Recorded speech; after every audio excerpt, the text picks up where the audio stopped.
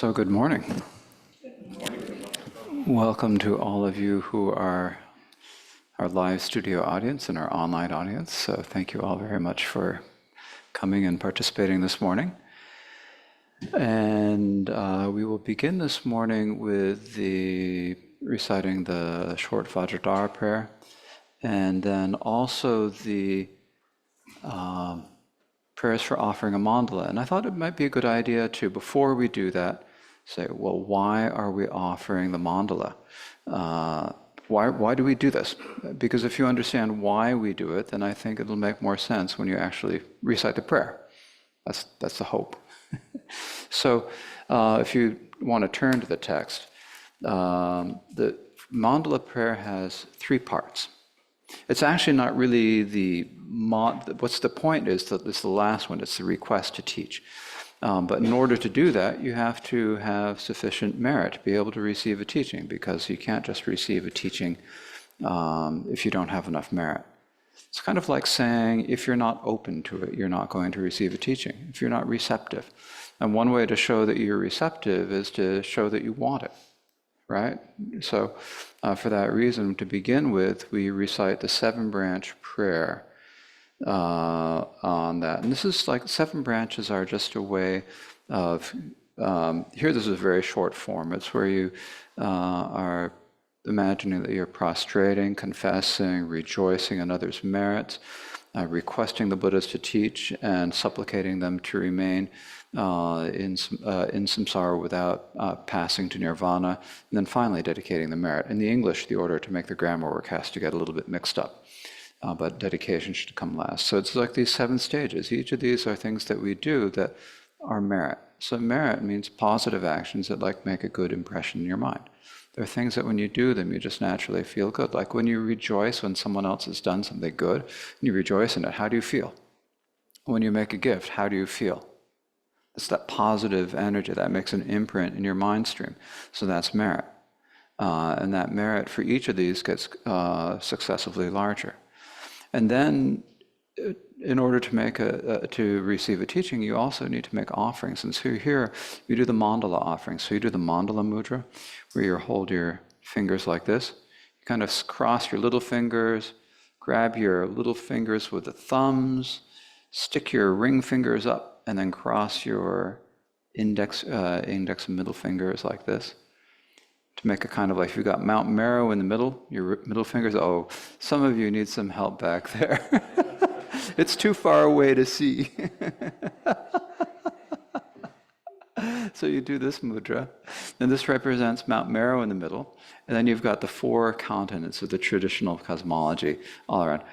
If that's too hard, you can take your 4 fingers and you can have your middle finger sticking up in the middle and your 4 fingers around. That's the short way. If you can only do it one-handed, this is what we do, right? So the middle finger sticking up and the other 4 around it. At any rate, so Tracy's doing the demonstration. So cross your little fingers, thumbs on your little fingers, your ring fingers back to back. Then hook your index fingers over your middle fingers. There we go. All right.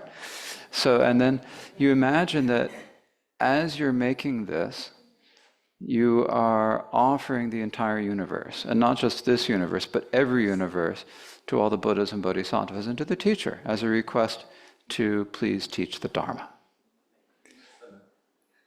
Okay. It's a little amusement for the morning. And then, so you make the mandala offering. So you're doing the mandala, you recite the words, imagining that you're just giving the whole universe.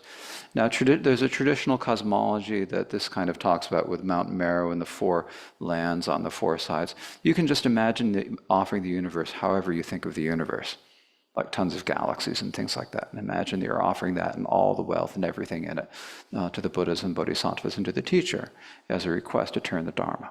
You're not actually giving anything, but you're mentally giving it. So it's actually the same as giving, because really what makes giving something generosity is your mind, your intention. So if you have the intention of giving, then you're making that offering. And then the next page, we have the request to teach the Dharma. So please turn the wheel of Dharma of the great foundation and common vehicles according to the specific aims and intellects of sentient beings. In other words, please teach the Dharma in ways that people can understand according to their specific abilities, right? Whatever is appropriate to them.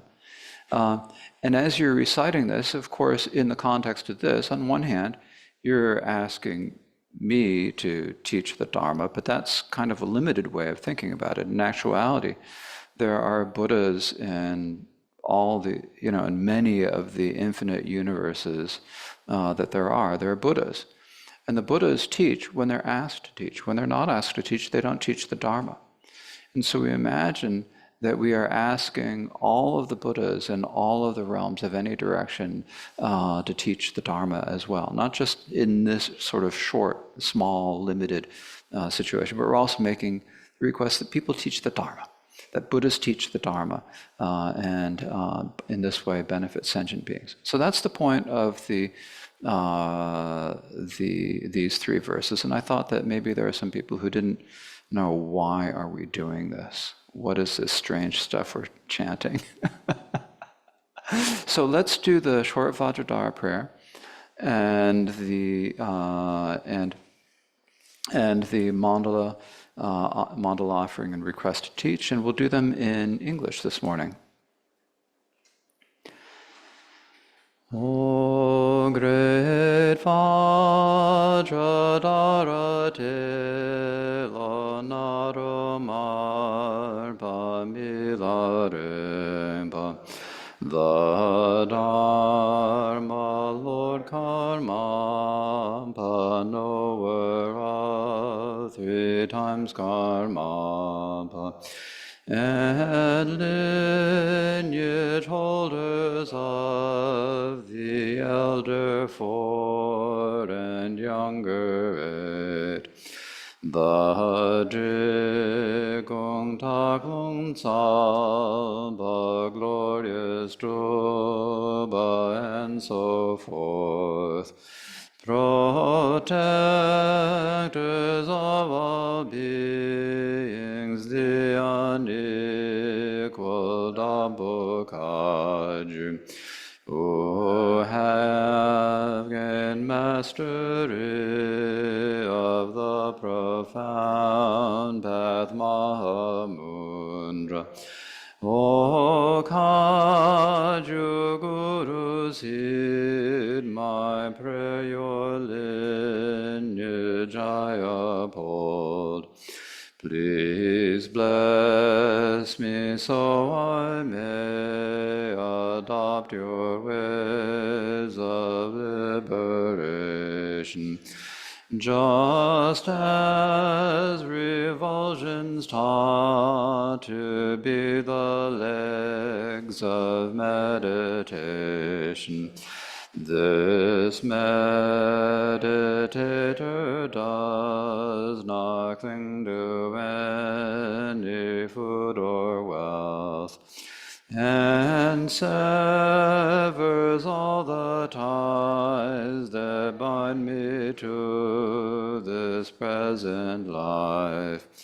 Please bless me to be unattached to honor or to gain, just as devotion's taught to be the head of meditation.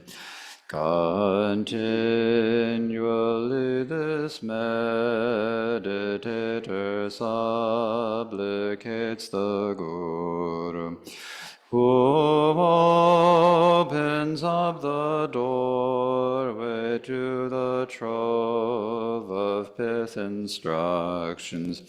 Please bless me so that uncontrived devotion may well forth, as non-distractions taught to be the core of meditation.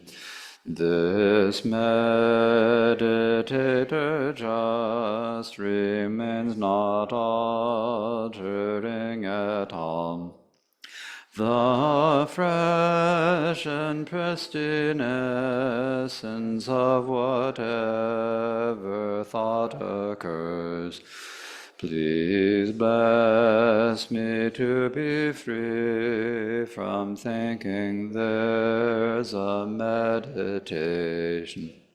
Just as it's thought the essence of all thoughts is Dharmakaya, not anything at all, and yet arising in all ways, appearing for this meditator in unceasing play. Bless me to know samsara and nirvana are not doomed. In all my future lifetimes may I never be apart from the authentic gurus and embrace the Dharma's glory. May I perfect the qualities of all the paths and vessels, and may I swiftly realize the state of Vajra. I dedicate to enlightenment whatever slight merit I have gathered from prostrating and offering, confessing and rejoicing, requesting and from making supplications. This earth perfumed with scented water, strewn with flowers, graced with Mount Meru, the four lands, the sun and moon, I visualize to be a Buddha realm and offer so that all beings enjoy a perfectly pure realm. Please turn the wheels of Dharma of the great foundation and common vehicles according to the specific aims and intellects of sentient beings. And the Dharma expanse balance of Akanishta is the essence of all Buddhas of the three times who shows me directly my mind is Dharmakaya. I prostrate to the glorious exalted Guru. Please bless me and all beings that our minds become the Dharma. Please bless us that the Dharma become the path. Please bless us that the path dispel confusion. Please bless us that confusion arises wisdom. And now as we begin this teaching today, first of all, please remind yourselves of your motivation. The best is to have the motivation of bodhicitta. I know many of you have taken the Bodhisattva vows. At least one of you is planning to take the Bodhisattva vow this afternoon. And so if that is your situation, please think to yourselves that you are listening to these teachings today in order to be able to bring all sentient beings to the state of Buddhahood. And in order to do so, you need to reach Buddhahood yourself. If that's something that's hard for you to understand, please think to yourselves that you're listening now and you're participating in these teachings in order to bring all sentient beings to happiness. And preferably not happiness that's temporary, but happiness that's lasting, happiness that will endure, true happiness. Maybe we can feed someone for half a day, and it's a good thing to do, but in the evening, you give them lunch, in the evening they'll be hungry again. You feed them well today, they'll be hungry tomorrow. We need to do something to help people be truly happy. And that means helping them find a sort of, first of all, a peace of mind, and then the understanding of things, to know that the temporary, that the things that affect us and that afflict us, that cause us pain in this lifetime are temporary and illusory, and that if your mind is okay, everything else will follow, everything else will work out. So that's what we need to bring people to realize. And in order to realize that, we need to find some level of that ourselves. And the more complete our understanding of that is, then the more we'll be able to benefit all sentient beings, all other sentient beings. So please, in this way, listen with this motivation of altruism, bodhicitta, whatever level of altruism or bodhicitta you are able to arouse. And so the Dharma that we're speaking about is the my mind was going in the wrong teaching. The dual ornament of liberation, ornament of precious realization, and last night we spoke about kind of the prologue to the text. The importance of the prologues, we were talking about how we have samsara and nirvana. Samsara is like the appearances that occur to us because of our karma and our afflictions, because of our misunderstandings. We see things in a confused way. How that confusion causes great suffering, that's long-lasting suffering, that doesn't go away on its own. Samsara has no beginning, and in general terms, samsara has no end because they're infinite sentient beings. But for any individual sentient being, there is an end to samsara. It is possible to liberate yourself from samsara.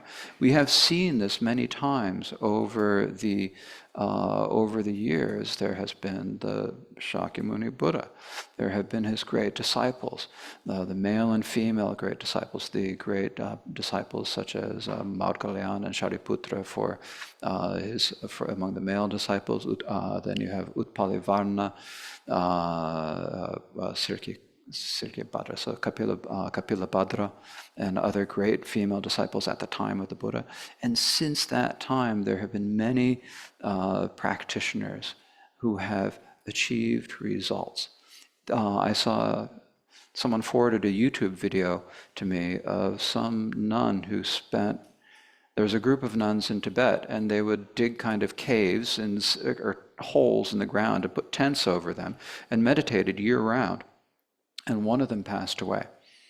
And she achieved what's called the rainbow body, which is where, because of the strength of her visualization, of her meditation, when she passed away, she rested in meditation and her physical body dissolved into light.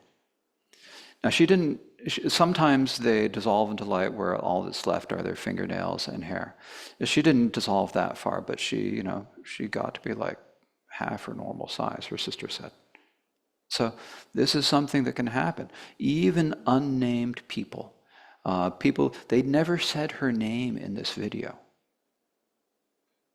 But she achieved that. It doesn't matter if they know your name if you achieve Buddhahood. It doesn't matter what gender you are if you achieve Buddhahood. It doesn't, right? It's something that anyone can do. But in order to do it, you have to practice the path. And so the different aspects to the path, excuse me, I brought a second layer today. So I'm going to put my second layer on. All right. So in order to practice the path, we need to kind of know what we're doing. So we have to study. So we have to kind of apply ourselves to the path. Now, the best way to apply yourself is to just dedicate your entire life to practicing the path. But you have to be ready to do that. So the question is right now, looking at where we all are, how are we going to make ourselves ready so that we're ready in this lifetime, or maybe so that we'll be ready in the future? What do we do now? So we have to practice, we need to study to whatever extent we're able right now. And if we do this, then it's certain that in the future we will be able to achieve results in this lifetime, we'll be able to achieve great results in Buddhahood in a future lifetime. And the question of how long it takes is up to us. How hard do we practice? How much do we dedicate ourselves to it? That is what it really comes down to. Dedicating it doesn't necessarily mean that you have to entirely give up everything and be, a total yogi. But it's harder if you don't. So you have to understand that there are different paths for different people. So right now, where you are, you need to make sure that you develop your motivation strongly enough, because if your motivation is strong, then you'll be able to do anything. It'll work out somehow. If you really want to do something, you'll be able to do it. There are stories about people who do amazing things at any age solely that you wouldn't think they'd possibly be able to do because they wanted to do it. Like yesterday, I saw something on the internet when I was wasting time. A 90-year-old woman graduated art school. And so that's something. That's important. And to do it at the age of 90, that's really something, because, it's not so easy. And she did it. So people do incredible things at any different time of their life. And so if you really want to do it, you don't necessarily have to change the outside of your life so much as the inside, in your mind, your motivations. And if you do this and put effort into it, then the outside of your life will naturally follow. You change your motivations, you increase your motivations, and the external circumstances will follow. So this is what is important. This is what it means when Gampopa says at the end of the prologue that we need to make efforts no matter what to achieve enlightenment. Well, the efforts, no matter what, they have to be efforts you can sustain. So if you were to go off and go into a life retreat right now, of course, it would be beneficial, but it might not be the right thing for you in your current stage. So what you have to do is you have to work. If you're not really convinced, I mean, some of you may want to go off into a lifetime retreat, and I'm not going to stop you. I'd encourage you if you want to do it. Yeah, there's maybe some of you who want to, become monastics at some point. You've always wanted to do it, and you decide you want to do it, and that's wonderful. But you don't have to. What you do have to do is you have to work on your motivation. Understand why. Understand why it's possible. Understand what you need to practice. Then, when you understand what you need to do, how do you get what you need? How do you get guidance? What are the things that you need to? What are the stages you need to follow on the path? So that's what we need to understand. This is what Gampopa means in the last line, where he says we need to do whatever we can to achieve complete, perfect enlightenment. That's what we need to do. So then the question is, well, can we do it? Or what can we do? And so what do we do? And so, if we need to make that effort, what is the effort that we need to make? And so for that reason, we have the presentation. As I mentioned last night, we have the presentation of what in Tibetan they call the body of the treatise, which is, this is the entire body of the treatise. It's like one paragraph, and the rest of the treatise, whoops, there goes my bookmark. The rest of the treatise is all, the explanation. So this is the main body of the treatise. So he says, what do you need to strive in that way? What do you need to strive in that way, Gampopa says. And so then the answer to that question, he gives a verse in summary that says the things you need. The cause, the basis, the conditions, the means, the fruition, and the activity. This is the overall summary of an unexcelled enlightenment that the intelligent must know. That's not the most graceful translation of that verse, because I'm kind of doing it off the top of my head. But that's basically what it is. You need 6 things.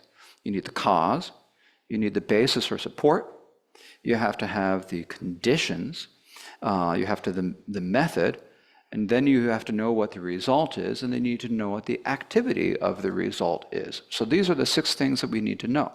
But those are just words, and so what do we mean by each of them? So what do we mean by them? So Gampopa then explains that the cause here means the cause of that unexcelled enlightenment, the individual that is the basis for achieving that, the conditions that encourage us or inspire us to achieve it, the method to achieve it, the result of achieving it, and the activity that we engage in after achieving it. We need to know these. So these are 6 things. You've got the cause to achieve enlightenment. So that's the first one. Then the second is the support, the basis. And here is an individual. What it's like is you've got the cause, but you need to have like a support, something that can hold it, a receptacle, something that will keep it where it needs to go. Like if you have a tomato seed or a flower seed, if you put it on top of a notebook, it's not going to grow. It's not an appropriate support. If you put it in a pot with good fertile soil and the right conditions, then it'll grow. So it's like the support. In the same way, there's the cause, and then you have to have the support. And the support that we have is our body as an individual. So the individual is the support. So it's very common in Tibetan and actually Indian is to talk about the support or the basis as being the individual. The support or basis of the practice is the fact that you're in a human body right now, in brief. Okay, and so then there's then there's the conditions and so forth. So we're going to primarily be speaking about the cause and the support this weekend. So those are the 6 things that we need to know. Then to go through what each of them are, as it says here, to teach them in order. The cause is Buddha nature, or Tathagata Garbha in Sanskrit. The support is the supreme precious human body. The condition is the spiritual friend. The method is their instructions. The result is the kayas, or bodies, the kayas of a perfect Buddha. The activity is benefiting beings without non-conceptually. So this is what they are. So these comprise just the basic teaching of the presentation of the body. Okay, so we've got 6. So the sixth thing, we've got the cause, Buddha nature. If you have Buddha nature, it's like the seed. You've got the seed for achieving enlightenment. We've got the support, which is like the precious human body that we have. Then you have the conditions. Well, what are the conditions? Like when you have the seed in the pot, in the soil that support, you also need warmth, you need water, you need sunlight, and so forth for that to grow. And so likewise, we also need the conditions, which are like the compassion of a guru, the compassion of a teacher who's got spiritual friend. When we say spiritual friend, this is a synonym for teacher. In particular, when we're talking about the sutra teachings, we talk about teacher as a spiritual friend, a guide, someone who has love and compassion for you. So it's like there's love and compassion as the sun shining on the soil that will, I don't know if this is a good metaphor or not, I'm kind of making it up. I'll be honest that I'm making it up. But it's like the compassion of the guru shining on you and warming you and helping you develop. And then the method is the teachings that they give you, because they can give you all the teachings they want, but it's not going to do you any good if you don't follow them. Right? You have to actually do it. And then the result of this is that you achieve the kaya of a perfect Buddha. You achieve the state of Buddhahood, and then you can engage in non-conceptual activities. So these are the 6. This is the summary of what we need to know in order to achieve perfect enlightenment. So this weekend we're going to be talking about the cause, Buddha nature, and the support, the precious human body. So the text continues. And usually, what we do in Tibetan texts is they didn't traditionally do so many headings. They had like outlines that they added. This text doesn't have as extensive an outline as some. But like where you see chapter headings, like at the top of my book, there's a chapter heading. That is added by the editors later. And when you have a chapter heading in your English translations, that's also added by the editors later. In any case, what the text next says is, now I shall explain the branches, or I shall explain the secondary aspects in detail. So among them, the first, the cause is Buddha nature. So regarding that, you might have a question, like you say, because we say we need to achieve Buddhahood. And so the question is, well then, if we need to free ourselves from samsara, which is this samsara, which is confused by nature, and achieve unexcelled enlightenment, is this something that we inferior individuals can do if we try it? Is there any way we can, if we make effort, can we achieve this in any way? Because you can say we have Buddha nature, but it's like really hard to know. Buddha nature is actually incredibly difficult to know because it's not something you can be in contact with. It's like we can say Buddha nature, Buddha nature, Buddha nature all we want, but to actually understand it is a different matter. Let me get to that right text, the right note here. And so so we speak about Buddha nature, but to really believe that you have Buddha, to really believe that you have the capacity to achieve Buddhahood, that we can actually overcome all of the confusion that we have, all of what we call obscurations. To really believe that is difficult. It's hard for us to understand because our experience is limited to what we can remember of our lives or what we see in our lives. So, we teach that Buddha nature is pure, but you're worried, well, how can I know that I have Buddha nature? We say that it's unstained by anything, but how do I know that I have it? Because until we eliminate all of our afflictive, all of the obscurations, all of the afflictive and cognitive obscurations, we don't become a Buddha. So until that point, we can't really actually fully know it. So how can we actually have any confidence in it now? We also say that it's there from us from beginningless time, but there have always been stained from beginningless time. And that, in other words, there's all of our cognitive and afflictive obscurations that prevent us from seeing it. But how are they? What are they like?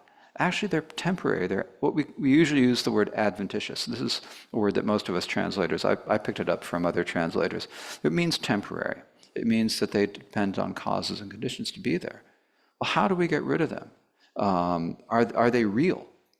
We don't know, right? And so we don't understand Buddha nature. And we also said if you have Buddha nature, that you actually have Buddha nature is like the essence of a Buddha. It's no different from Buddhahood. That means that you have like the capacity to achieve all the qualities of a Buddha inside of you. But how can we know that? Because until we actually do enough virtuous things, practice enough merit, that then kind of like act as like the compatible causes that will allow us to release those qualities, then they're not able to become manifest. They're not able to display their power. And so these are some reasons why Buddha nature is really difficult. These are natures that were some reasons that were given by the third Karmapa in one of his texts, his auto-commentary on the profound inner meaning. In any case, the question is, it's really difficult to understand Buddha nature. It sounds easy until you start to think about it. When you really start to think about it, it gets more and more complicated. So how can we have any confidence that we have Buddha nature? So that's the question. Can we really achieve Buddhahood? And Khenpo says, in response to this, if you practice with effort, why wouldn't you achieve it? Why wouldn't you achieve enlightenment? Because all sentient beings, such as ourselves, have the cause of Buddhahood, the nature of the Tathagatas, or Buddha nature. We have Buddha nature, so we can achieve the result. So it's really important for us to remember at the very beginning that we can achieve Buddhahood. It's possible for us to do it. And at first it seems kind of intellectual, but eventually you can get some sort of an idea about it, some sort of intellectual idea, and that allows you to have more confidence in your practice. Now when we want to understand this, there are two ways we can understand things, two ways things are taught in Buddhism. You can either teach it through quotations from sutras, quotations from the Buddha, or quotations from other great masters, because the idea is that when you hear the words of someone whose words you trust, then you're likely to believe it. If you hear some random politician saying every sentient being has Buddha nature, you're not going to believe it, because they're a politician. If you know it's the Buddha saying everyone has Buddha nature, if you hear a random politician saying we're going to lower your taxes, you don't believe it. If you hear the Buddha saying you have Buddha nature, there's a chance you can believe it, because you know the Buddha's a reliable person. They're not just lying to get into office, right?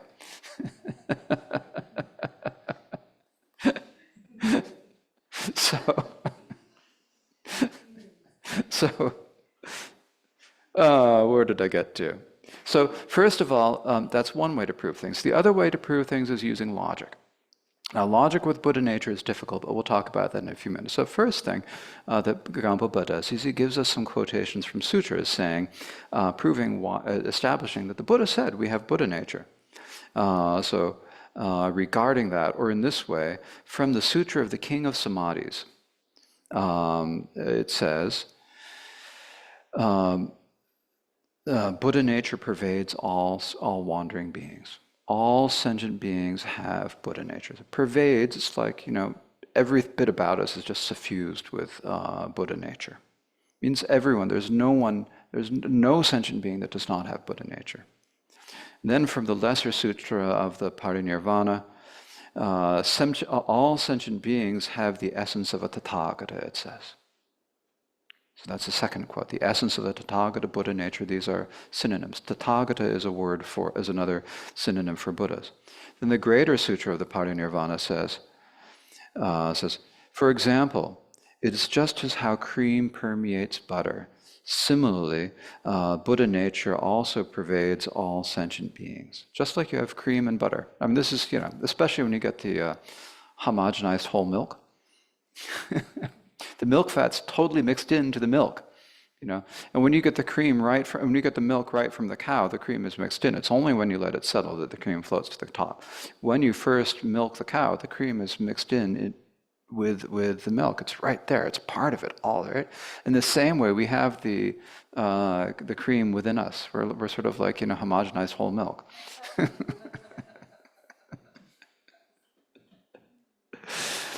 And then also, so those are two words, three quotations from the Bhagavan Buddha. And then there's also a quotation from Maitreya's. Maitreya is the sixth Buddha. He's the next Buddha who will appear in our world. I mean, there have been many other Buddhas, but he's the next one who will appear in the form of like a Buddha who is starting the Buddhism anew. After Buddha disappears, and many years later, he'll appear in this world and teach the Buddha. So he wrote in a text called The Ornament of the Sutras. Suchness is no different in all sentient beings, and when it is purified, it is Buddhahood, or it is the Tathagata. Therefore, all sentient beings have its essence. What he's saying here is that there is a suchness, there's the nature of emptiness that is the same for all sentient beings. We have that nature of sentient beings. Of suchness. And when we have purified it, in other words, when we've removed everything that's hiding it, all the obscurations, then it'll become manifest, and that's Buddhahood. So therefore, we all have the essence of it. We all have the seed of it. So when we talk about this, the word in Sanskrit for Buddha nature is an interesting word. It's Tathagata Garbha. Garbha means like essence, but it also means like embryo. It's like it's there. It can grow. So there are different ways of talking about Buddha nature. Some people talk about it as a real thing and existing. There is Buddha nature. It's definitely there. Kenshin Trungpa Rinpoche never said that. He never really spoke like that. He had a kind of more gentle way of saying it. We all have the potential. We all have the ability to achieve that. That's definitely there. We all have the potential to become Buddhas. It's because our natures is the nature of emptiness. It's the nature of mind. Emptiness does not mean nothingness. Emptiness means that there's nothing you can identify, but still there's a quality of knowing, awareness that's always present, no matter what.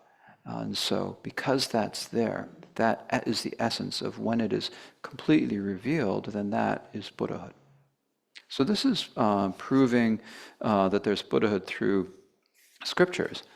And so a lot of people are perfectly happy to take the word of the Buddha for being the word of the Buddha. The Buddha said it, so it must be like that. But that's not enough for everyone. And really, if you really want to believe something, it's best to actually have good reasons that you can say, this is the reason why we have Buddha nature. This is the reason. This is the basic reason.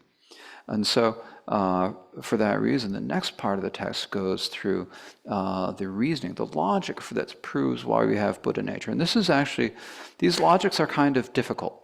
And I have to admit, I could talk about these logics for several years before I actually really understood them. It takes a long time.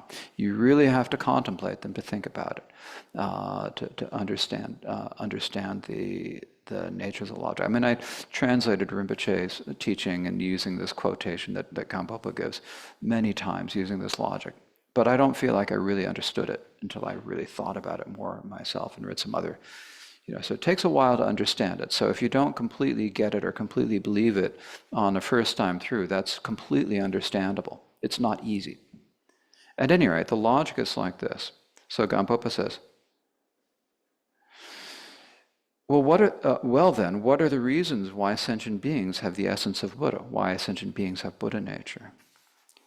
There are the reasons, and Khenpo says, because all sentient beings are permeated by the Dharmakaya emptiness, or because the Dharmakaya emptiness permeates all sentient, or pervades all sentient beings, because the Dharmata suchness there are no distinctions in the Dharmata suchness, and because all sentient beings have a family. Therefore, because there are these three reasons, all sentient beings have Buddha nature. They have the essence of a Buddha. They have the nature of a Buddha. So there are these three reasons. So the first reason is because the Dharmakaya emptiness pervades all sentient beings. It's our nature of all sentient beings. The second is because there's no distinction in that emptiness. So it's using these different words. It calls it the Dharmata or the Dharma nature, suchness. There's no distinctions in it. That's the second reason. And the third reason is because all sentient beings have family or potential. So we'll talk about each of these reasons in order. And when we use the word family, it's kind of an interesting word, so we'll get to that in a few minutes. But we'll go through each of these reasons in order. But first of all, where do these three reasons come from? They come from a treatise called The Sublime Continuum that was taught by Maitreya, the author of the previous quote that we spoke about from the Ornament of the Sutras. He's also wrote a treatise called The Sublime Continuum, which the primary topic of that treatise is Buddha nature. And so that text says, I actually prepared this quote, so I'm going to look at my quote. Look at that. Let me get that file forward. Oh, here we are. The perfect Buddhakaya suffuses them in suchness there are no distinctions, and they've a family, so all beings always have Buddha nature. So this is the quote. I'll read it again. The perfect Buddhakaya suffuses them. The kaya of a perfect Buddha. Kaya is a fancy way of saying a Buddha's bodies. Suffuses all sentient beings. In suchness, there are no distinctions. Suchness means the nature of all things. There's no distinction in the nature of all things. And the third, and they have a family. They have the potential. So all beings always have Buddha nature. So these are this just listing the three reasons in a verse form. So of these, the first is the Dharmakaya emptiness pervades all sentient beings. The Buddha is the Dharmakaya. The Dharmakaya essentially means the wisdom of a Buddha. The wisdom of a Buddha, and you can talk about it as having the 32 qualities of wisdom, the 10 powers, and so forth. Or you can talk about it simply as being the Buddha's capacity for wisdom, love, and power. Dharma, in one sense of the word, dharma is a sense of quality. So it's like the qualities of a Buddha are the wisdom, love, and power of the Buddha. The wisdom meaning the fact that the Buddha knows the nature of all phenomena as well as all the various different ways that they appear. The love means their great compassion that views all sentient beings equally with no favoritism, some being close and some being distant. And the power means not power to actually do something, but the power to know when a sentient being is ready and what is necessary for that sentient being at that point. What do you do to help a sentient being at the point? That's power. It's not like, some omnipotente, some omnipotent God who can create a universe. It's like the Buddha has the power of knowing exactly the time and exactly the right thing to help any sentient being at any given time. So that's what we mean by power. So wisdom, love, and power. These are all qualities of the Buddha's, they're just different aspects of the Buddha's wisdom. It's all just looking at the same wisdom in different ways. So it's the Buddha's wisdom. That wisdom is not something you can identify. There's nothing you can point at and say, this is the wisdom. I mean, you might have talked about it sometimes in terms of Mahamudra. It's like you look for the nature of your mind, you can't find it. But there's still something that's experiencing, there's still awareness. So that is the same with the Dharmakaya of the Buddha. That nature of the Dharmakaya pervades all sentient beings. The way we know that this is so is because when any sentient being achieves Buddhahood, they're able to manifest the Dharmakaya and then also the other bodies or kayas of a Buddha. For example, this happened with the Buddha Shakyamuni. It happened with other people who have achieved Buddhahood, such as Milarepa. It's happened with other people. They've all manifested who have achieved enlightenment. They've manifested the Dharmakaya. And so if they have done that, they started out as ordinary beings just like that, so can we.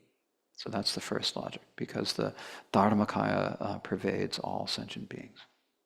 In other words, when you look at it, when we say Buddha nature is no different from the Dharmakaya.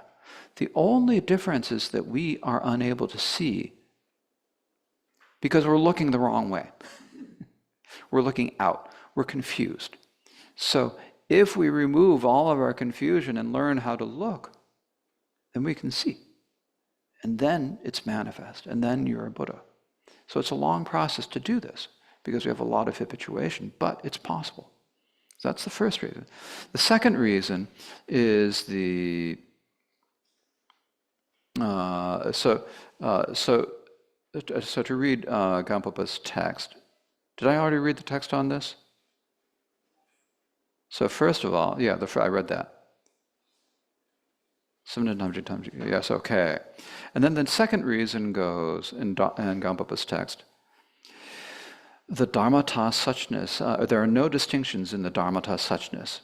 This means that the suchness or nature of a Buddha and the suchness of sentient beings between suchness and nature of a Buddha and the suchness or nature of sentient beings, there is no distinctions of being good or bad, superior and inferior, greater and lesser. I got the order wrong. The order is good and bad, greater or lesser, superior or inferior between their natures.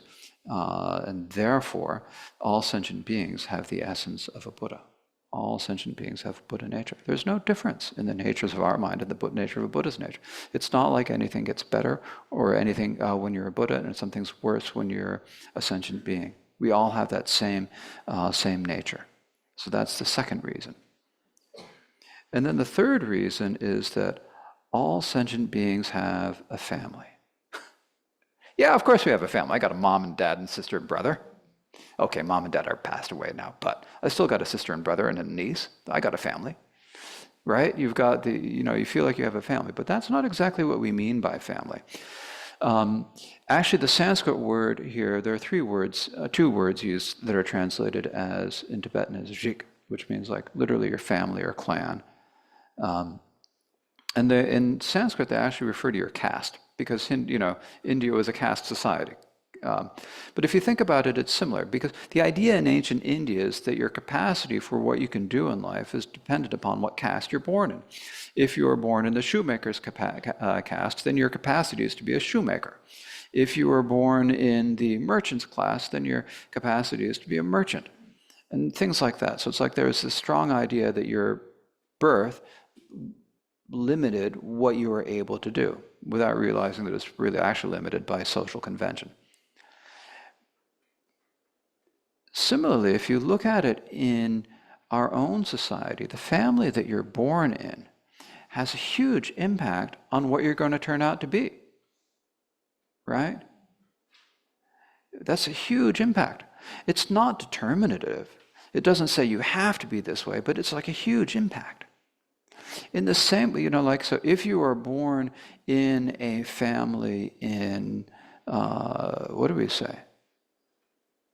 If you're born in a family in northern Maine, you're going to grow up in a different society, a different culture, and you're going to come out with different attitudes than if you were born in a family in Portland.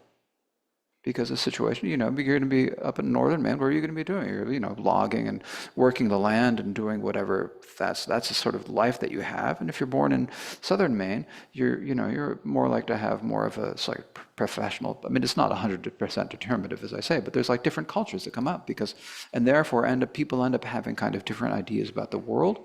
You can see the difference in Maine. You've got the northern district, the congressional district, and the southern congressional district are very different, because they're different places. And that depends on the family that you're born in. Even within any place, some people in Portland are born in doctors' families. Some people are born in nurses' families. Some people are born in restaurant workers' families. And they all, because of their situations, they have different environments that they're growing up in. And that kind of changes has a strong effect on what they're going to become. None of it's determinative.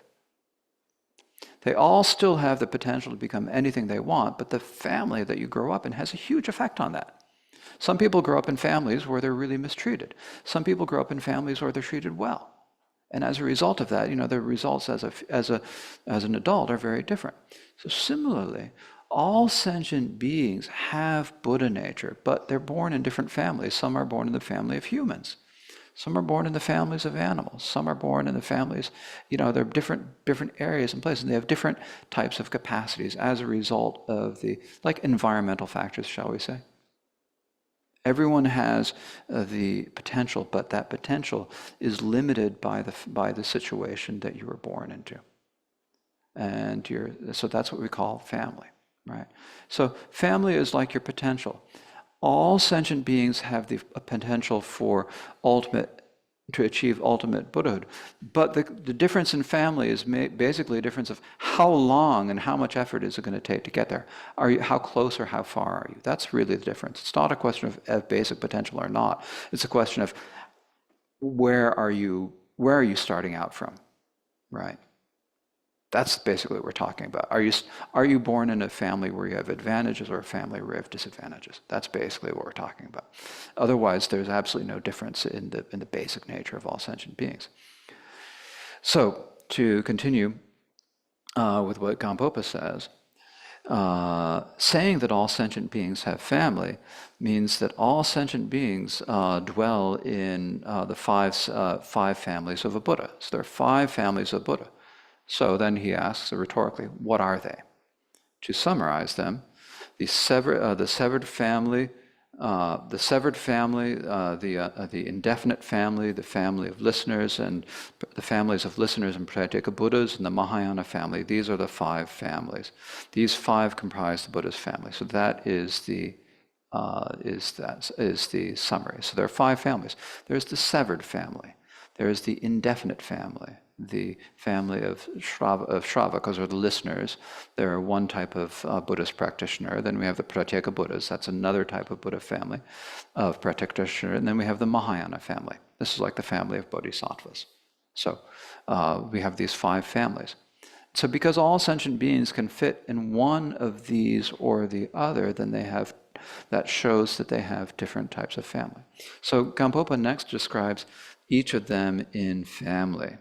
So among these, the severed family is someone who has no propriety, no conscience, no compassion, and so forth, who has these 6 characteristics, is, as a master of Sangha describes, a member of the family. And so Asanga describes them thus: as it is said, those who feel no weariness on seeing the faults of samsara, those who hear of a Buddha's qualities but they lack even the slightest faith, those who lack propriety, who lack conscience, who lack even a little bit of compassion, those who engage especially in misdeeds but lack any regret. The people who lack these 6 things have no fortune for Buddhahood. So saying have no fortune for Buddhahood, this is again an issue of time. So basically, if someone's doesn't have any positive way of looking at it, there's no way they can practice. There's no way that you can reach them and achieve Buddhahood. There's no. I mean, if you look at, I better not get political. You look at people who behave in ways they just don't care about anything. They're willing to do anything. We can be historical here. You can think about people like Stalin, who would do anything to get power and keep power and cause the deaths of millions, tens of millions of people. Similar with Mao Zedong or also Hitler for the 20th century examples. You look at the leaders who are causing great wars and suffering in the Middle East and Sudan and so forth. They don't care about anything. They know it's bad. Their cultures and their religions tell them it's bad, but they're doing it anyways. They have no faith. They don't care. They're willing to go out and, cause the deaths of many people. The people who engage in these situations, they don't care. So these are the people. It's not that they are completely absent. They just aren't able to. It's just too heavily buried underneath all the obscurations. So then, describing this, Gampopa gives a quote from the Ornament of the Mahayana Sutras, which reads, some are certain to engage in wrong actions. Some have completely destroyed their positive qualities. Some have none of the virtue that would lead to liberation, and some have lesser virtue or lack the causes. So these are the people who are in the severed family. Some of them are actually great people when you get along and you hang out with them. It doesn't mean that they're bad people in terms of not doesn't mean that that they're not fun people to be with. That may be part of the reason why they're fun people to be around with. It doesn't mean like that. It means that they don't have the capacity to be that. It's not them being bad people. It's just that I use examples of truly evil people, but there are people who are not truly evil who fall into this category. There are quite a few of them, and it's not something where you can look down on someone for just not having the right situation. We can do what we can to help them. So here, as it says, in general, people who have those signs are said to be in the severed family, but this is intended to mean that they will remain in samsara for a long time. It does not mean that they will never achieve enlightenment, because if they make effort, they also can achieve enlightenment. This is important. We never give up on anyone. We always have compassion for anyone. You never know when a little bit of compassion might just break through to someone. So as it says regarding this, in the Avatamsaka Sutra, it says, this is the Buddha speaking, Ananda, if a sentient being who has no fortune to achieve nirvana should think of the Buddha and throw even just a single flower in the sky, toss even a single flower in the sky, they also will have the result of nirvana. This is because this will culminate in samsara, and they will reach the final end of samsara, as I declare. So the Buddha says this. No matter how far gone someone seems to be, if they have some virtuous mind to think of the Buddha and just do even a simple offering like tossing a flower petal in the sky, or just joining their palms in prayer, that too is the cause of enlightenment. So we should never give up on anyone. No matter, we say the severed family, but this is not to say that they're completely out of luck. It's to say it's just going to take a long time. So that's the first family, the severed family. And then the second family is the indefinite family.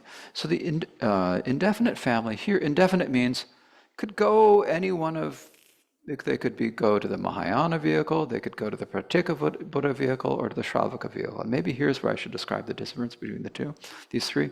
I'm using these Sanskrit words.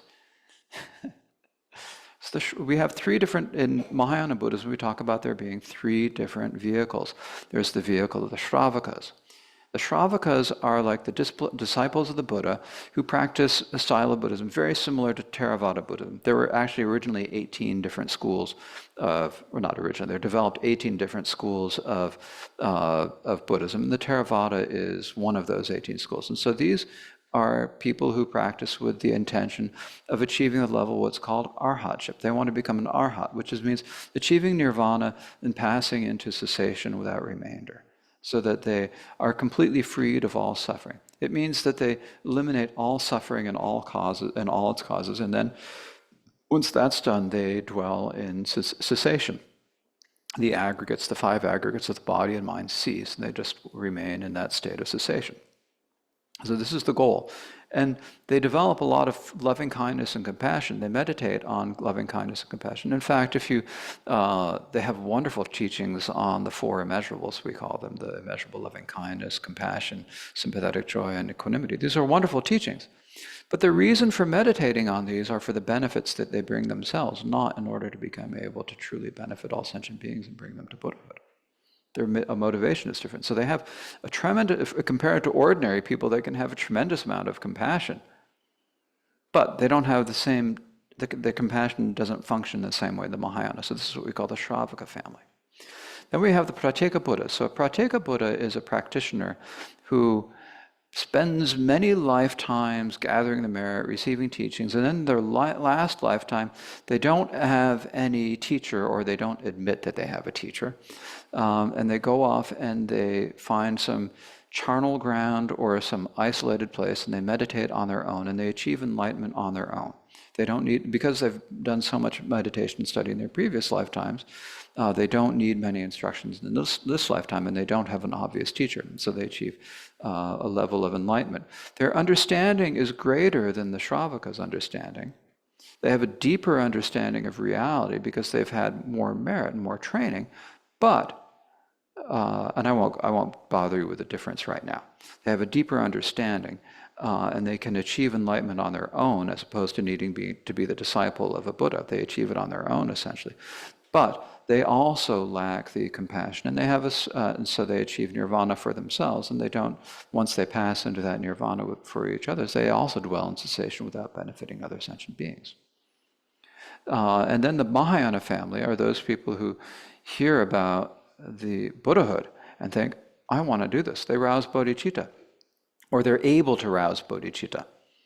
So it includes both people who have roused bodhicitta and people who are able to rouse bodhicitta.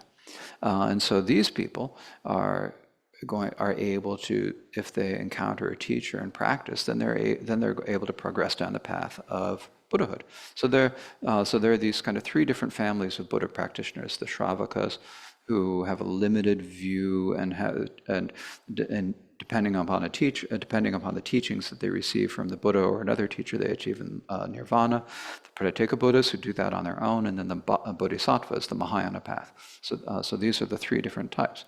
And then you've got this fourth family, the indeterminate family, or the second family in the order that Khenpo was going on. The indeterminate families, these are the people who, given the right causes and conditions, given the proper environment, they could go any of those three ways. If they meet up with Theravada people, they'll end up following the Theravada path. If they meet up with Prateka Buddhas, then they'll follow that path. If they meet up with Mahayana practitioners, then they'll follow that path. They can do any of the three. So,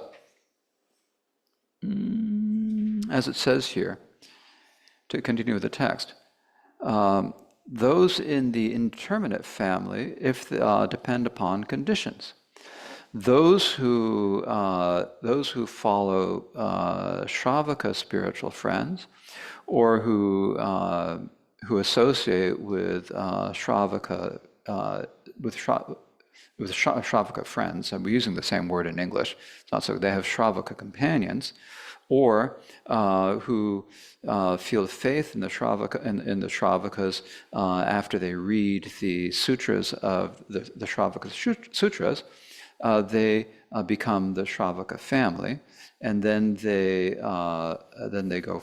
progress through the Shravaka, and then they become the members of the Shravaka family. They become Shravakas themselves. And so these are people like, for example, you have people who maybe come to this center and they go to a Theravada center, and they maybe go to a Zen center or whatever. They're kind of shopping around for where they want to go. And if they go to the Theravada center and they hear people teaching in the center, and the Theravada teachings are really, really beautiful teachings. They're really wonderful teachings. They're so practical and so simple. They're not as complicated as what we do here. And so they feel faith. Then they go off in the Theravada direction. But if they'd happen to walk into the Vajra Vidya and then get exposed to Tibetan teachings and say, oh, this is what I want to do, they could go in that direction. That's what we're talking about. People who could go either way.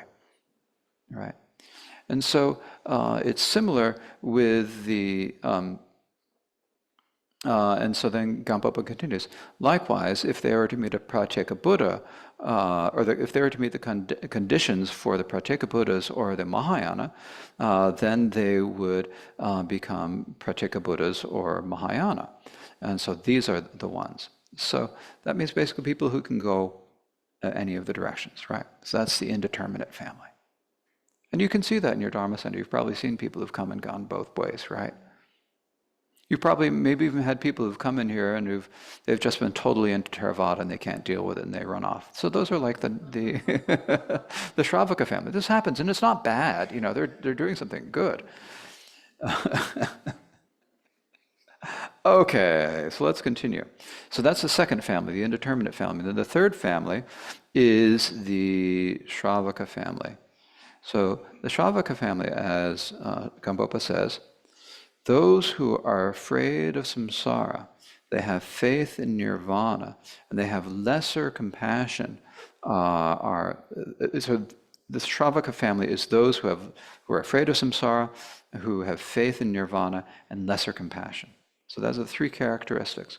So afraid of samsara, you see the suffering of samsara, and you don't want to experience it. You are afraid of the suffering that comes. And who wouldn't be?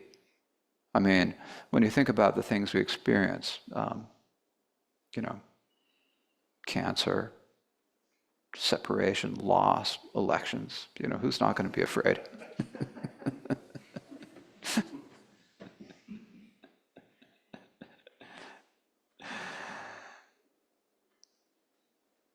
So, so then Gampopa gives and then the faith in nirvana. Who wouldn't want to be in nirvana? It would be quite nice to be in nirvana, wouldn't it?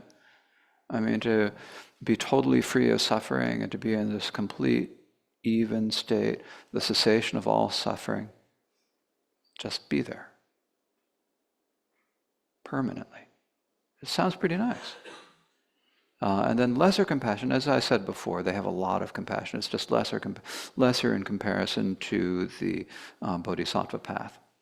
Or another way to put it is that the focus of their path is directed on themselves, so their compassion is directed on the benefit towards themselves, rather than the compassion being a motivation for it to take you to go and benefit others. So then Gampopa gives a quotation that I think is also from the Ornament of the Sutras. I'm not positive about that. I should have looked it up, and I have the wrong. This text does not give me the citations. It's those who are afraid when they see the suffering of samsara, who have true faith in nirvana, and do not enjoy benefiting sentient beings. Those who have these three signs are in the family of the Shravakas.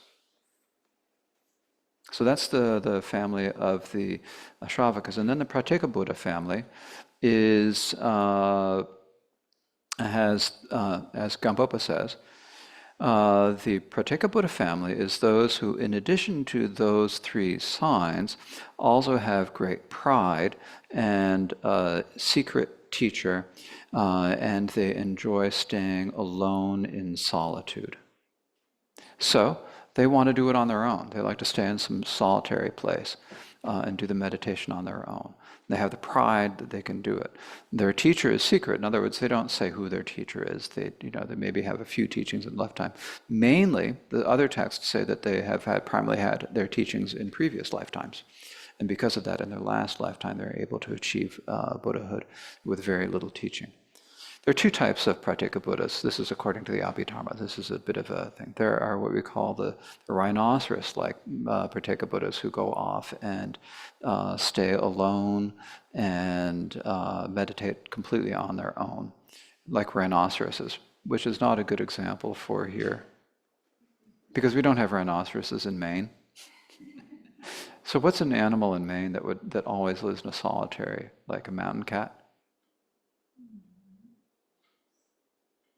Something like that. Anyways, we don't need to worry about that. It's the rhinoceros-like. And the second type are the congregating. And they gather in groups of up to 500 in charnel grounds and meditate on the 12 links of interdependence while watching corpses decompose.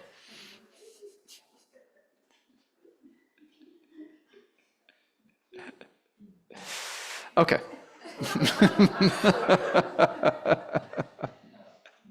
So as it says, they're weary of samsara, and they're excited, or they're excited about nirvana. They have lesser compassion and great pride. Their teacher is secret, and they enjoy solitude, enjoy staying in solitude. The wise know that these are in the Pratyeka Buddha family.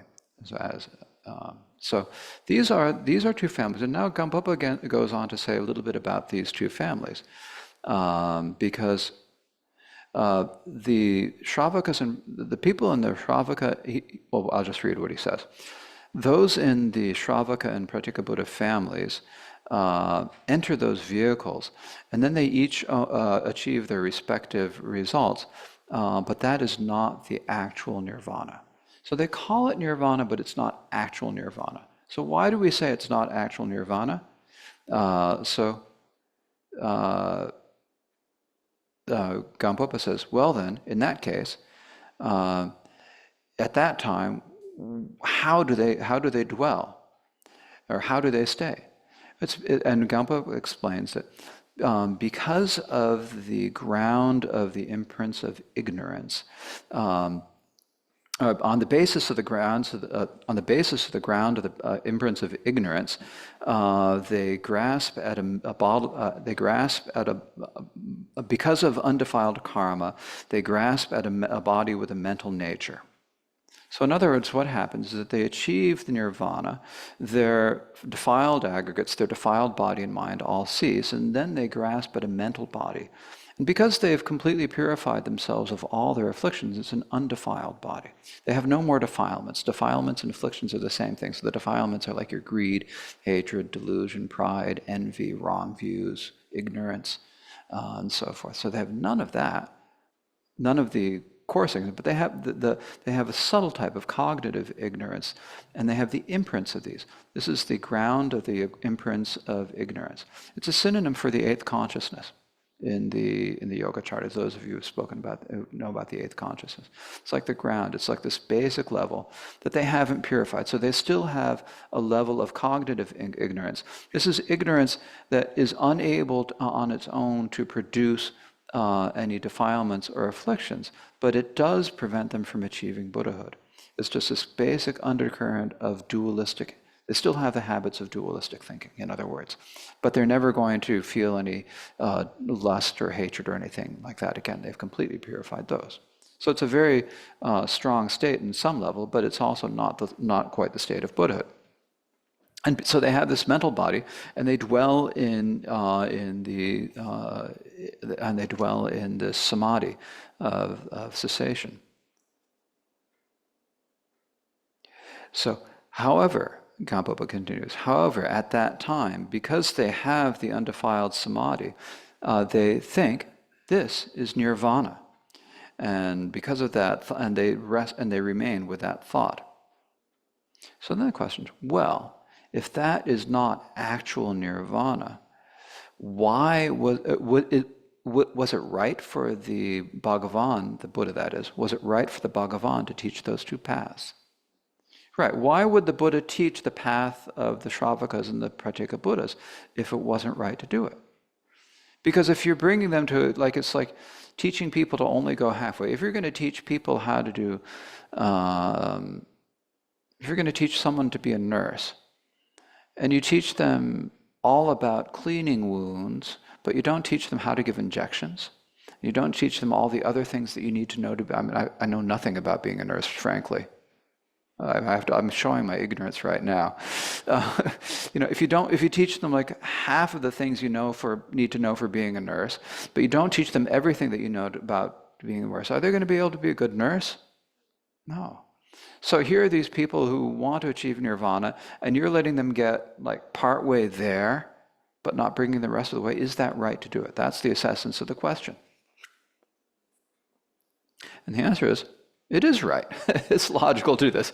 And the reason why, for example, if some merchants from the Rose Apple land, the continent of Jambudvipa, go off on an ocean journey to gather jewels, and on the way they come to a great wasteland and get tired and they get tired and depressed, and they think to themselves, "We're never going to get any jewels. It would be better to go back."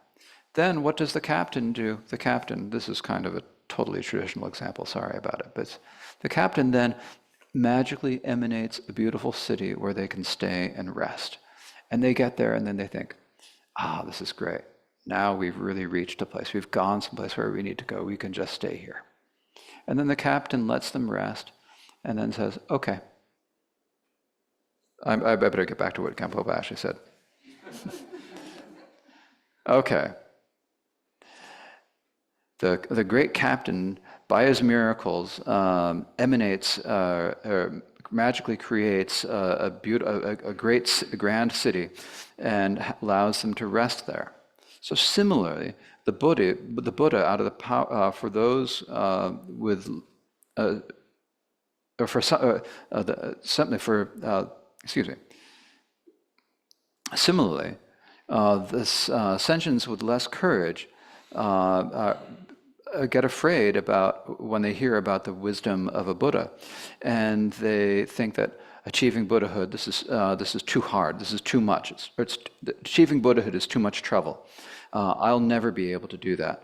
And then they either don't engage or they turn back.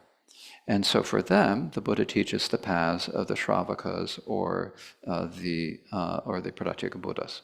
So it's right. It's because not everyone has. You hear about it, and you hear about what the Buddha did to achieve Buddhahood. You hear people talking about how many eons it takes to achieve Buddhahood, and it can be pretty intimidating. And if someone's intimidated, and as a result they don't do anything, that's terrible. So it's better to have something that people can do. Better to bring people where they need to go, where they're able to do. In other words, the Dharma should be taught to people in order so that they can actually do something, they could actually get some result. Like when we think about how Chogyam Rinpoche started the Shambhala tradition, or what Mingyur Rinpoche is doing in his Tergar International, they have the Shambhala programs or the Joy of Living programs where people go and learn meditation, where they don't teach anything about Buddhism. And people are there and they enjoy it, they get benefit out of it. And then gradually those who are able then can go on. Now, some people don't feel like they can practice Buddhism on its own, but they've got something that's benefiting them. They're planting seeds that are going to grow in the future. At some point, lead on to doing more practice in the future, maybe a future lifetime.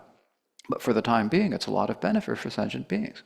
So it's similar. The Buddha also taught like the paths of the Theravada for people who don't have the courage to get to Buddhahood, or they don't think it's necessary because it's just too much work, and therefore the Buddha taught this path. It's a genuine path. It leads them to a wonderful result. It's excellent. Anyone who achieves any level of accomplishment in the Theravada path really deserves our absolute praise and admiration. It's a totally wonderful path.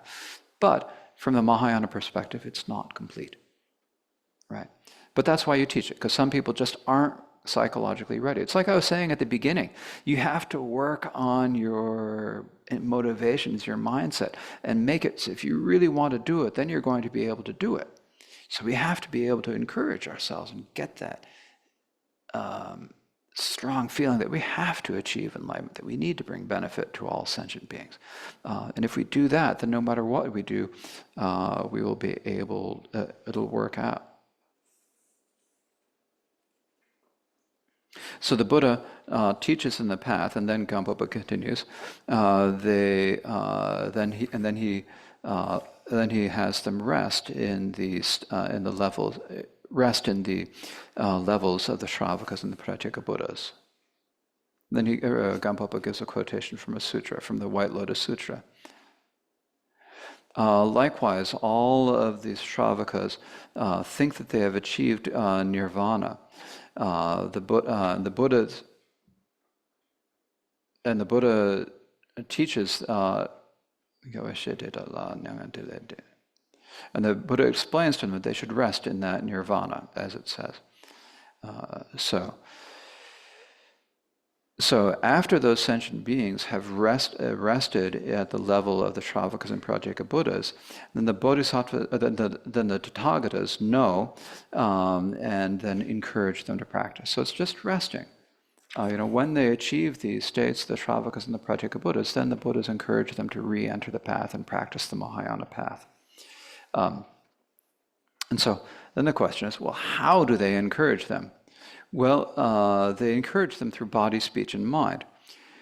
Through mind, with their mind, they radiate rays of light that then, when they merely touch the mental bodies of the Pratyaga Buddhas and Shravakas, awake them from the undefiled samadhi. Then they show the appearances of their body, and with their speech they say this: Bhikshus, you have not Just that alone does not fulfill the function and perform the deed. Your nirvana is this nirvana of yours is not nirvana. Bhikshus, now now you are close to the Tathagata. So look and understand, and encourages them in this way. And so this is also said in the sutra, in the Avatamsaka Sutra, the White Lotus Sutra. In verses it says, Bhikshus, today for this reason, I say that this alone is not nirvana.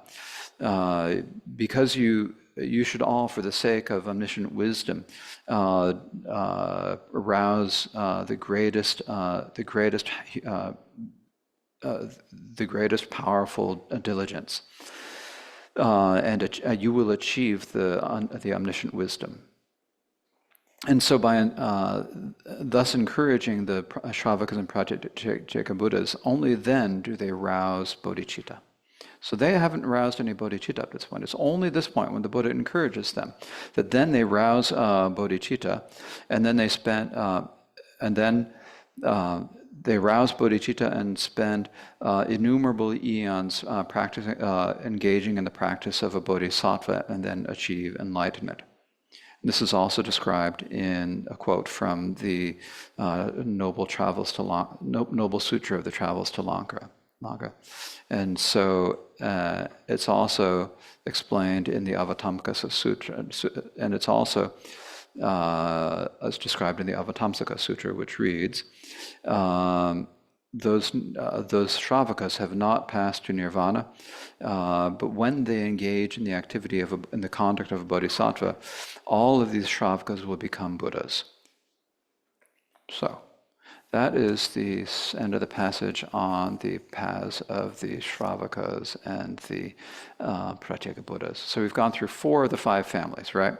We've got the severed family, the indefinite family, the Shravaka family, the Pratyeka Buddha family. So this afternoon, we will talk about the Mahayana family, okay? And I think we have some time for questions now, if you have any doubts or questions. Yes? I guess my understanding of samsara and nirvana is that it's a matter of perception in a way, because my understanding is there's a seamless connection between samsara and nirvana, so that the world is samsaric because of an unenlightened view. Is that anywhere near correct? Or?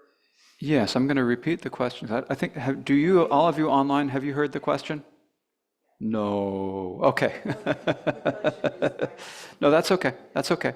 If the microphone's ready and working, we can use that.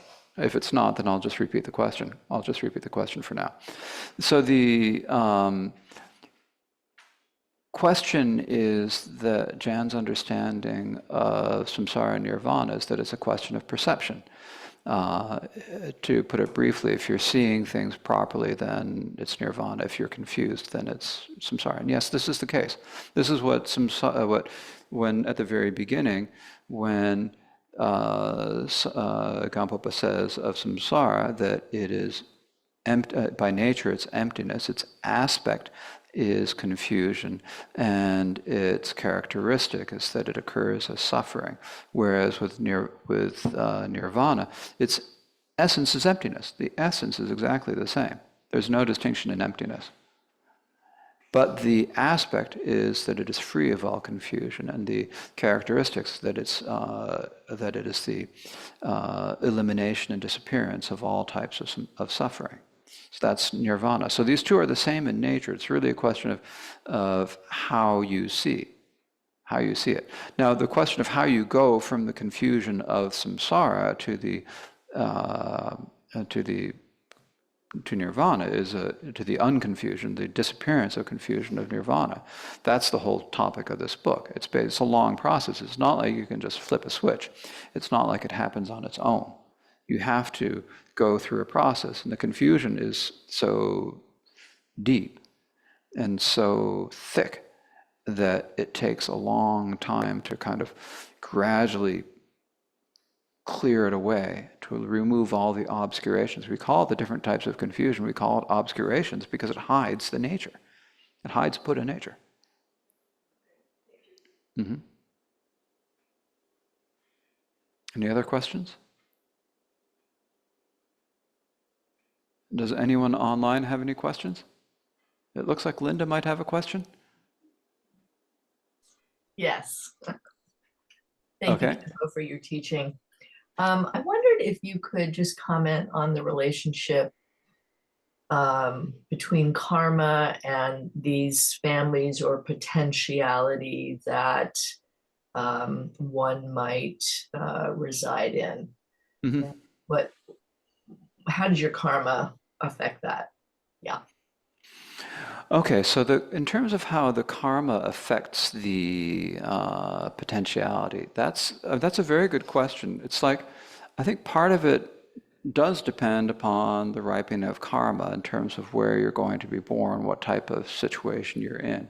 Because, for example, if you're going to be reborn in the hells, you're almost certainly going to be in the severed family. If you're born as an animal, you're almost certainly going to be in the severed family. There's just no almost impossibility to be in any other situation. It's not 100%, but it's pretty darn close. And that depends upon karma. It also depends a bit upon with karma, there are a couple of different things that come out. You've got the ripening of karma, which determines where you're born, and then also has a great hand in the experiences you have that you have no control over in the rest of your life. There's also another aspect of karma, which is what we call the compatible results. And the compatible results, there are two different types, but one of them is basically that you have compatible actions. In other words, it's habituation. You have habituation from previous lifetimes that leads you to have a particular character in this lifetime. This is like why different, you can even see this with small children and babies, that they have different characters. And this is because of habituation from previous lifetimes, that they have different characters. That habituation, is what determines whether someone's going to be in one family or the other. Just because you're born to the same parents doesn't mean that you're going to be in the same Buddha family.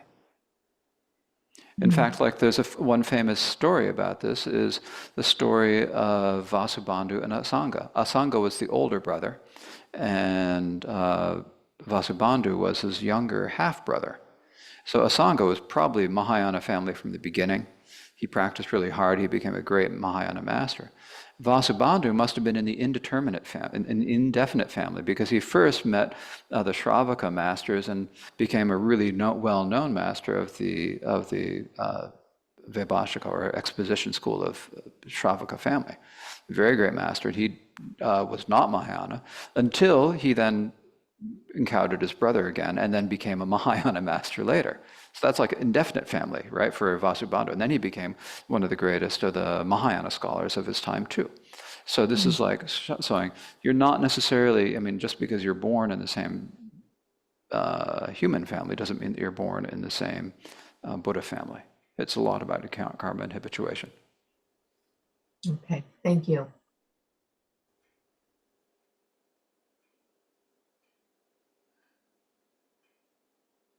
And do we have any other questions?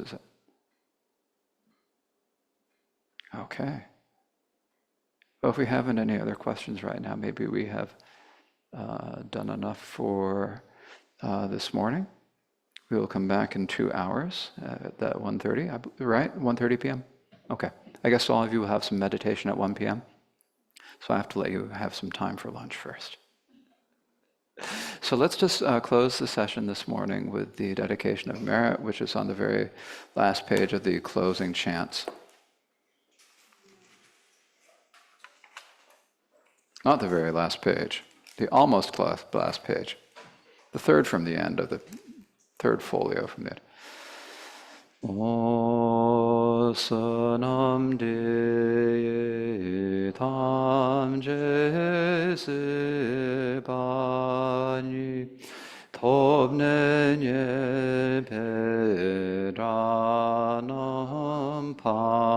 chene Keganachi barla trobai si petolero vadro by this merit may we attain omniscience, defeat the enemy, wrongdoing, and free all wanderers from the ocean of existence, churned by great waves of birth, age, sickness, and death. Thank you.